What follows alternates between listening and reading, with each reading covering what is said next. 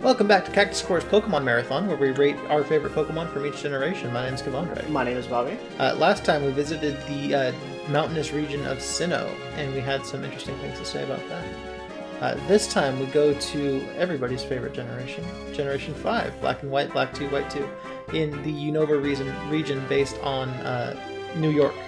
This one was particularly tough for me, because I did not like those games. No, I didn't either. I never even finished the first Black and White.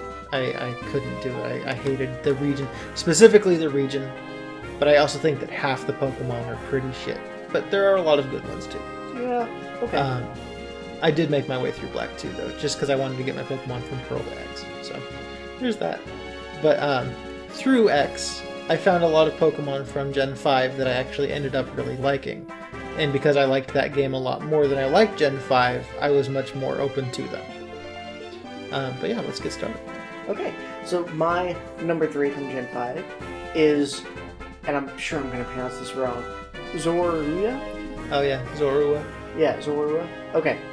I've heard it pronounced 10,000 different ways, and I'm never going to get it right. That's alright. But Demon Puppy, I loved his look so much before he evolved and got fucking weird looking. Yeah. I do not like his evolved version. He becomes fur bait. Yeah, I do not like the evolution at all. But the little Demon Puppy earlier version, I really, really like. He's super cute. I wish I had one in real life, and I would pet him and hug him and call him George. And I like his shiny. Yeah, the shiny It's a good one. Really cool too. This one is based almost off of pure looks. They really pushed this character hard when this generation came out. He became sort of the mascot, which was fine. I do like his typing. Yeah. So I have no complaints until he evolves, and I hate the design of the evolution. Even if it does have a good moveset in the evolution. Sure. I don't care. I don't like the design. It's a very unique Pokemon because of their ability. Yes. Yeah. So you barely ever get to see Zorua, so you know. But yeah, I made sure he has a little special place in my heart. Yeah, fair enough. My number 3 is the only Pokemon I liked when I played Black and White the first time, and that's Seismitoad. Now, this is kind of me reaching, but I wanted to give him a special shout out because when I was playing Black and White, I was having such a not good time with the game.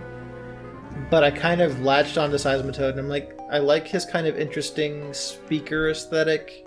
I like the water ground, obviously, because I'm a big fan of Swampert. And I thought it was good that you got him pretty early. Timpole and then evolving into Palpitoad and then Seismitoad, and I really liked the way that it looked. It's not the best. If I'm going to pick a water ground, I'm going to go for Swampert. But I do really like him, and he was a shining spot in that dark time of the first time I played through Black and White. So I just wanted to give him a special shout out. Alright, fair enough. My number 2 spot in Gen 5, and I'm sure this is going to be on a lot of people's list, is Gothorita. Okay. I like the design. I like the whole goth aesthetic kind of thing. Even though it's not something that I dress as personally, I like seeing it. I like the effort that goes into it. I like the typing, obviously. And yeah, it's one of the few Pokemon I really, really enjoyed out of this generation. Mm-hmm. So there's not a whole lot negative I have to say about it. The evolution tree is fine. It's pretty standard evolution. You don't see a whole lot of super big change. So what you get is what you get, and I'm okay with that.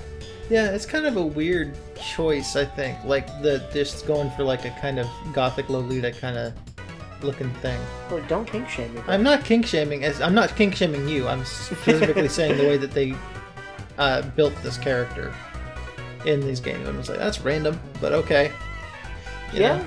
Well, we know somebody who's into that culture. That's true. So it's hard to deny that it's definitely a thing. I just thought it was weird. Yeah, alright, fair enough. As for me, my number 2 is going to go to Chandelure, Ghost Fire type. Interesting. Right. So the first time I saw Chandelure, I'm like, what the fuck? It's just a chandelier? Okay. Eventually, I kind of liked the idea of the candles, ghost fire kind of thing. Mm-hmm. But what really sold it for me was when I was playing X and Y, I was going into those friend safari things, and I found a shiny Lampent there. Oh, nice. And I was like, oh, I'm going to catch a shit out of that. And so I did. And then I trained it in my Y version. And yeah, I had a really good time with that. So I've got a shiny Chandelure who's really good. And I really like him. He grew on me quite a bit. I never expected to like this random Chandelier. But I think it's interesting. I also think it's really interesting that he's playable in Pokken Tournament. Would have never been something that I expected to see a fucking Chandelier in a fighting game as a character. But it works. See, now this feels awkward. Why? Because my number 1 is Chandelure. Ooh, I didn't expect that. For a lot of the same reasons. Oh, yeah? Yeah. Well, one, I started off with Fire type. So Fire type is by my default sort of like what I look towards. And then also Ghost, which is another big type for me. Fair enough. That's the one that I always go out of my way to make sure I have a Ghost Pokemon on my team. Even if it doesn't fit at all in my whole aesthetic. Right. I don't care. I'll have 5 evolutions and then a Ghost. Right. I don't care. So you traded in your Tepig at Tepig Stop and you got a Chandelure? Mm-hmm. Yeah, that makes sense. I like him a lot. Yeah, he's a much better fire type than the Tepig way. Yeah, I did not like his earlier evolutions. They seemed just kind of like, okay. I really like Litwick. I think he's cute. See, I don't. Yeah. But it's when it becomes a full Chandelure, and the name itself, it feels like I should be French twirling a fancy mustache or something. I love his move type.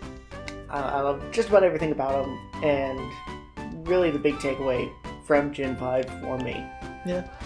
It's a good choice. I really like him too. As for me, my number 1... Is that the first one that's been on both of our lists? Yes. Nice. But my number 1 Unova Pokemon is Volcarona.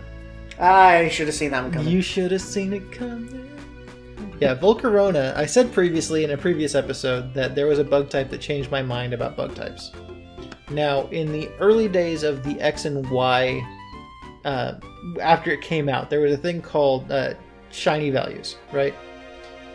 Every player in X and Y, and I think all of the games, has a special shiny value attributed to them. So if an egg has a particular shiny value and it's hatched by that trainer with the matching shiny value, that egg will hatch into a shiny Pokemon. And the way to find that out was that you had a special program on your computer that would read you as you were attempting to trade with your DS over the network and tell you what your shiny value was. Now, I would go on 4chan VP, and there were shiny value threads.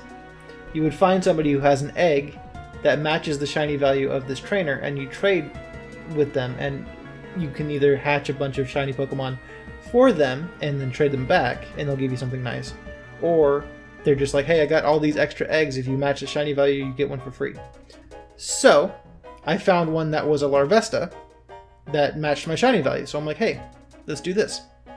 So I got him. I hatched him. I had a shiny Larvesta. I'm like, oh, this is nice.